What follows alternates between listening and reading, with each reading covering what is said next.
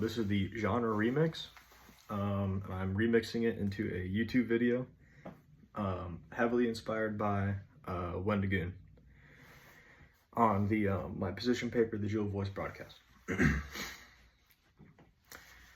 What if I told you that there is one document that has subtly influenced a nation's perspective of their history and role in World War II, but very few historians and social scientists bring it up when discussing the debate around education in this nation?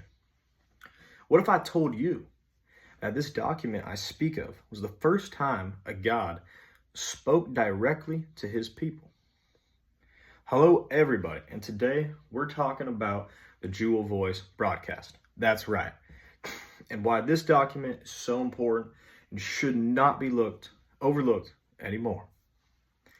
Now, before we dive into my reasons why the Dual Voice broadcast is so important, I'm going to give you guys a rundown of what Japan did during World War II, so you guys understand the historical context behind the broadcast.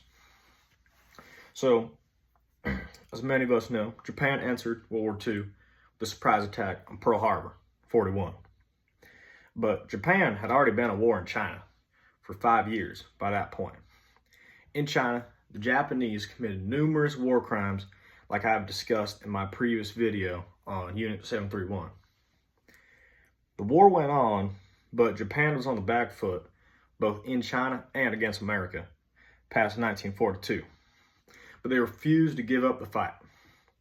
So, in 1945, America dropped 2 atomic bombs on Hiroshima and then Nagasaki. Sorry for the mispronunciation. And only then did Japan agree to surrender. So imagine now, as if you are a Japanese citizen, thinking about your country's role in World War II. On one hand, Japan did act very aggressively and violently in the early war. But on the other hand, my country, Japan, is the only victim of nuclear warfare in human history. So there's going to be a paradox in your mind, right?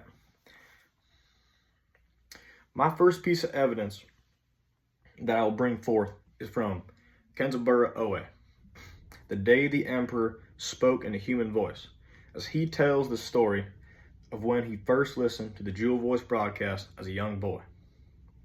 Now, I don't know if you guys know, but Kenzaburo Oe is kind of a big deal in Japan. He is one of the biggest Japanese authors of all time. I personally love his book, A Personal Matter. But anyways, in Oe's story about the Dual Voice broadcast, he is only a young schoolboy in 1945 Japan, during the very end of the war. Oe gives the reader vivid detail about how he and his community literally worship Emperor Hirohito, the author of the Dual Voice broadcast, as if he were a true living God. Oe even goes as far to claim he is the organizing principle of reality.